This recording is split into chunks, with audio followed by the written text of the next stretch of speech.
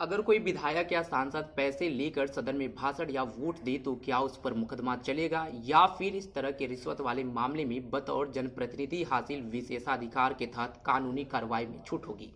7 जजों की संवैधानिक पीठ आज इस पर अपना फैसला सुनाएगी। राजनीति में नैतिकता के सवाल पर सुप्रीम कोर्ट ने इसको बेहद महत्वपूर्ण मामला माना था। नमस्कार, आप देख रहे हैं इन खबर। मैं हूं सत्येंद्र शर्मा। पिछले साल 5 अक्टूबर को 2 दिन की सुनवाई के बाद सर्वोच्च अदालत ने फैसला सुरक्षित कर लेने के तकरीबन 5 महीने बाद आज डीवाई चंद्रचूड़ की अगुवाई वाली पीठ ये तय करेगी कि सर्वोच्च अदालत ही का साल 1998 का आदेश दुरुस्त था या नहीं। सीजेआई डीवाई चंद्रचूड़ के अलावा justice S Bopanna, justice MS Sundresh, justice PS Narasimha, justice JB Pardiwala, justice Sanjay Kumar और जस्टिस मनोज मिश्रा की बेंच फैसला देगी 1998 का फैसला क्या पलट जाएगा। करीब 25 साल पहले सर्वोच्च अदालत ने पीवी नरसिम्हा राव बनाम सीबीआई मामले में सदन में वोट के बदले नोट मामले में सांसदों को मुकदमे में छूट की बात कही थी। 5 जजों की पीठ ने बहुमत के फैसले में कहा था कि सांसदों को अनुच्छेद 105(2) और 194(2) के तहत सदन के अंदर दिए गए किसी भी भाषण और वोट के बदले आपराधिक मुकदमे में छूट हासिल है। इसके बाद एक दूसरे मामले की वजह से मामला पुनर्विचार के लिए सुप्रीम कोर्ट पहुंचा। पिछले साल 20 सितंबर को सुप्रीम कोर्ट ने सदन में वोट के बदले नोट मामले में मुकदमेबाजी से छूट वाले 1998 के फैसले पर फिर से विचार करने को सहमति दी थी।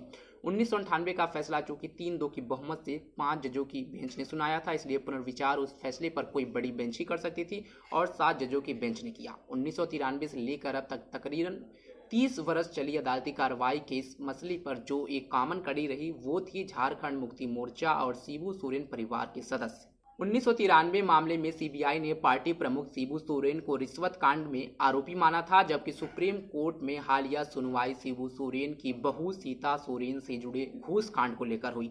सीता सोरेन तब जामा सीट से विधायक थी। पिछले साल भारत सरकार का पक्ष सुप्रीम कोर्ट में अटॉर्नी जनरल सॉलिसिटर जनरल ने रखा था, जबकि अदालत की मदद के लिए एमिकस क्यूरो के तौर पर पीएस पटवालिया पेश हुए थे। आइए शिबू सोरेन और सीता सोरेन वाले दोनों मामले को एक एक कर समझते हैं। शिबू सोरेन मामला और सुप्रीम कोर्ट। 1991 का आम चुनाव हुआ।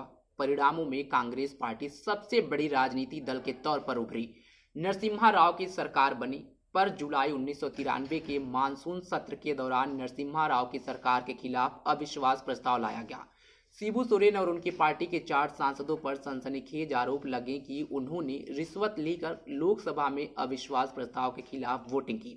सीबीआई ने इन सांसदों के खिलाफ मामला दर्ज किया, लेकिन सुप्रीम कोर्ट ने संविधान के अनुच्छेद 105(2) के तहत उन्हें कानूनी कार्रवाई से मिली छूट का हवाला देते हुए इस मामले को रद्द कर दिया। अदालत ने कहा था कि अनुच्छेद 105(2) और अनुच्छेद 194(2) का मकसद ही है कि संसद और राज्य की विधानसभाओं के सदस्य बगैर किसी चिंता या डर के स्वतंत्र माहौल में भाषण या फिर वोट दें।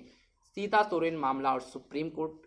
ये मामला 2022 राज्यसभा चुनाव का है। सीता सोरेन पर आरोप लगा कि उन्होंने चुनाव में वोट देने के लिए रिश्वत ली। सीता सोरेन पर आपराधिक मामला दर्ज हुआ। उन्होंने हाई कोर्ट का दरवाजा खटखटाया और अपराधी मामले रद्द करने की मांग की, मगर उच्च न्यायालय ने उनकी अपील खारिज कर दी और 17 फरवरी 2014 के आदेश में दर्ज आपराधिक मामलों को रद्द करने से इनकार कर दिया। हाई कोर्ट के आदेश के खिलाफ सीता सोरेन ने सुप्रीम कोर्ट में गुहार लगाई। सीता सोरेन ने 1998 के फैसले का हवाला देते हुए कहा कि जिस तरह उनके ससुर को कानूनी कार्रवाई में छूट मिली थी, देश का संवैधानिक प्रावधान उन्हें भी सदन में हासिल विशेषाधिकार के तहत कार्रवाई में छूट देती है।